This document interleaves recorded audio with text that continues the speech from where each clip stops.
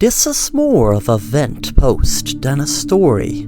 I have an unusual condition where I randomly age to any number. Some days I might be an old man, and other days I might be a baby. My parents did their best to give me the best life they could offer. I couldn't go to school all of the time because I would wake up completely old at the height of 6'2", while the night before I was just a crying baby.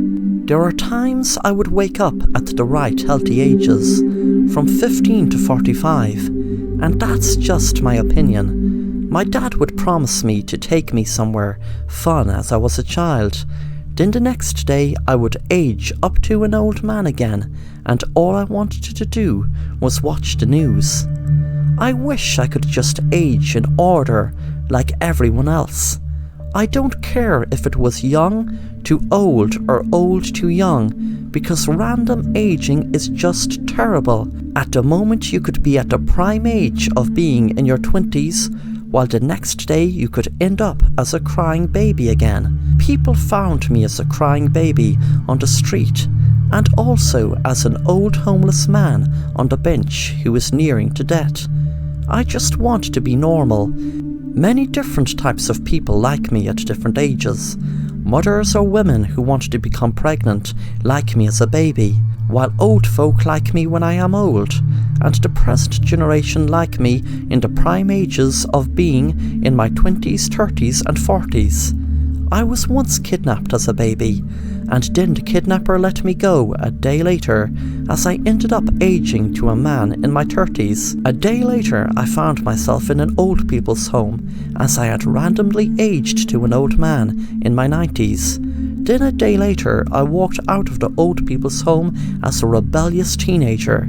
I just want to age normally, in order where I could plan things. It's impossible to plan anything in my condition, as in one moment I could be an old man, and the next day I could go back to being a baby. There is nothing out there.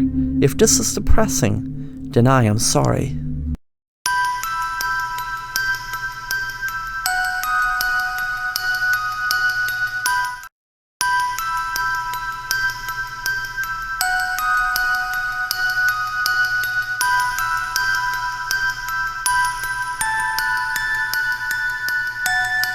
Jason was a kleptomaniac since as long back as he could remember. Ever since he could steal, he would. He remembers his mom used to get so mad at him when he was a small kid for stealing different items from his peers at school. His mother didn't experience anything else bad about his behaviour apart from the stealing, although there was one very distressing experience his little brother had when they were both small. They were in the woods and Jason stole his father's gun, and there was a dog that seemed lost. Jason used the gun to shoot the dog dead, and his brother started crying, but Jason just started laughing and said, "Come on, let's get out of here." Jason's brother Simon told his mom Susan, and she grounded Jason for almost a month. But when it came to stealing, he wasn't in the need for anything. He just had the impulse to steal as much as he could, and as often as he could. If he was inside a restaurant, he would steal the knife and fork, and sometimes even plate, even though he had many more at home that he stole. He was caught a few times, and even spent a few months behind bars when he was 21. He had counselling to try to stop his impulses to steal, but nothing worked. He kept stealing as much and often as he could. One time, he even stole from his own best friend. They were out for a drive. Jason's friend Jack stopped at a gas station to fill up. While his friend was inside paying, Jason stole his friend's phone and put it in a secret pocket in his bag. No one could find it there. As they were driving up a lonely road, they knew that they were in the back of the Beyonds, and there was no GPS in the car, so they were lost. Jack regretted driving so much out into the outback. Suddenly he was startled as a dog stood right in front of the car. The car swerved and crashed right into a tree. Jason got a flashback of years and years and years before when he shot the dog out in the woods. Jason was knocked unconscious and was in a very bad way. Jack tried to get his phone from where he left it on the car's dashboard, but could not find it. Jason was bleeding very badly and could not speak. Jason knew Jack's phone was in his secret pocket, but he could not manage to get the words out. Jack kept looking for his phone to call 911, knowing the paramedics would have to come in at least 5 or 10 minutes at most, or else he would be gone. He knew it was too late when he saw Jason go pale and the blood began to pour out of him even more. Jason died knowing his stealing finally caught up with him.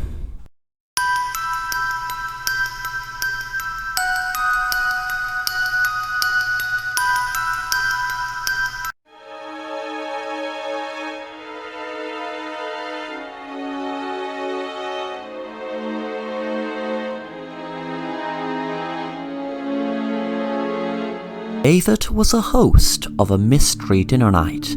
There were lots of nods to Hitchcock movies scattered around the house, and there would be a murder, not real of course, happen, and the guests were to find out which person in the house was the killer. There were 4 guests, 2 men and 2 women. The man that was putting on the event said to the guests, "Hello, my name is David, and I have rented out this luxurious old house to hold what was to be a very exciting and thrilling night. There will be tributes throughout the house that pay tribute to different movies from Hitchcock, and you will be able to maybe put 2 and 2 together with different clues left around the house as to who the murderer is.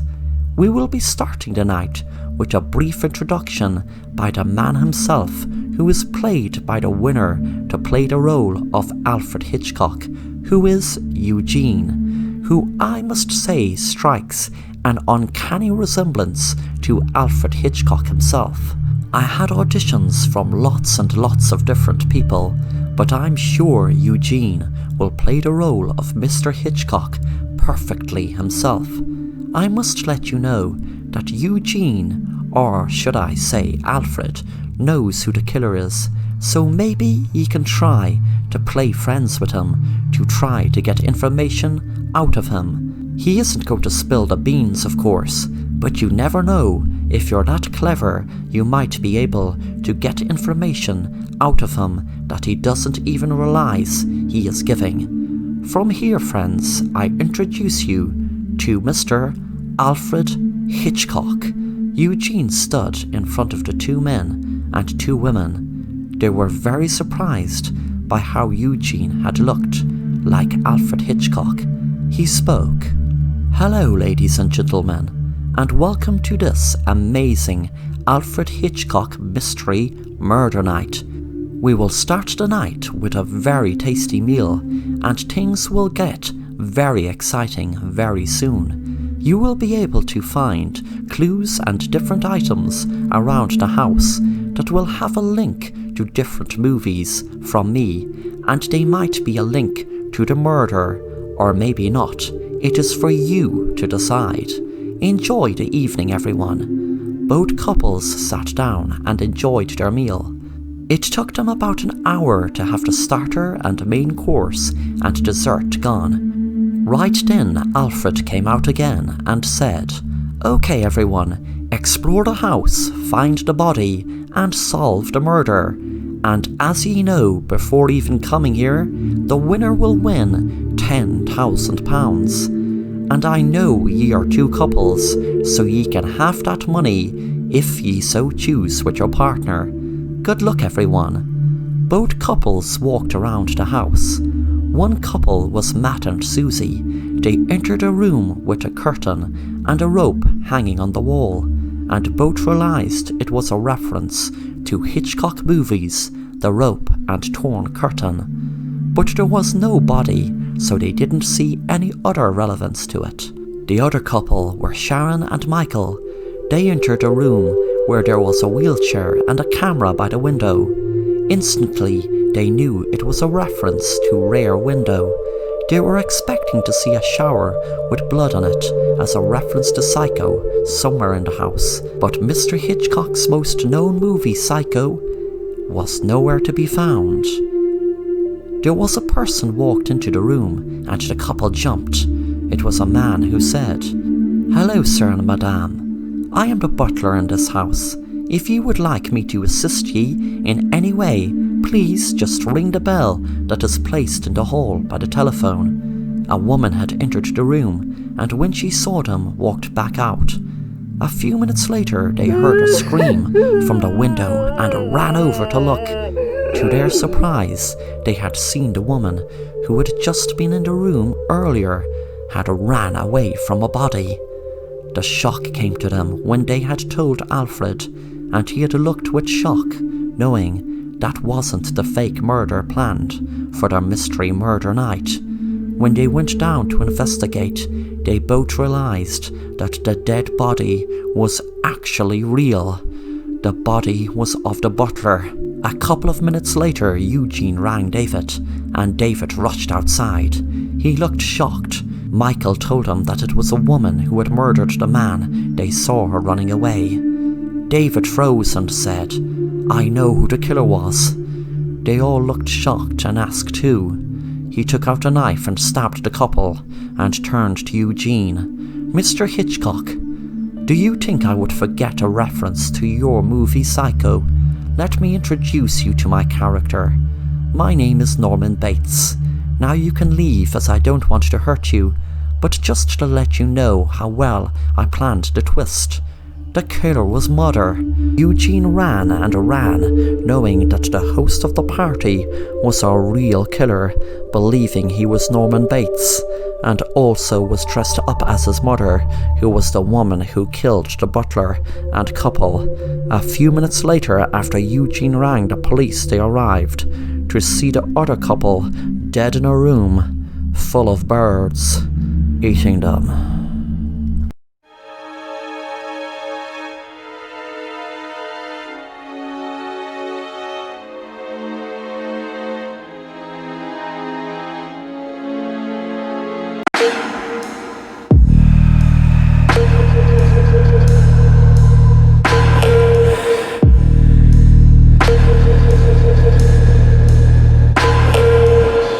Two police officers were driving down the road on a quiet summer night when they spotted something strange. There was a car stopped at the side of the road, but it was in a position that a car shouldn't stop in since it was out in the middle of the road. Two of the police officers walked around to the car to investigate, and they nearly got sick when they realized what they saw. They had seen a woman lying lifeless inside the car with towels stuffed into her body and most of her organs removed. One of the police officers turned around and got sick, but the other was more experienced and was used to seeing sick things, so he just took out his notebook and started writing down notes. Then he rang back to the station to call in the crime scene. The police officers wondered what type of sick person could do that to anyone. They wondered, was it some dark ritual or even a sacrifice taking the baby out of the body, because there were really strange stories around the town for years and years of witchcraft rituals in the woods, and this road was by the woods. When they went back to investigate more, looking into the car, they felt a strange presence, and when they looked back into the back seat, they froze in fear of what they saw. They turned around and saw a baby stare at them, and not cry or whimper, but they still knew the baby was alive. They couldn't comprehend how the baby got into the car, and also wondered how the baby could have survived being taken out of the mother's body. The two officers seemed to be in a daze. When they took the baby out of the car, one of the officers realized there was a newspaper article stuck in the baby's hand. It was as if the baby was clutching onto it for dear life. The newspaper article was about a serial killer that died in prison 2 days ago, and before his death he became obsessed with being reborn through a human sacrifice. It sounded sick, so he didn't read on. One of the officers had a crazy idea he didn't tell anyone, but since he had the opportunity he went ahead with it, and knew people in the right places, so he got someone to run a DNA test on the baby. A shiver ran up his spine when he realized a hit came up on file, which was the same match as the murderer who wrote the notes about being reborn through a human sacrifice.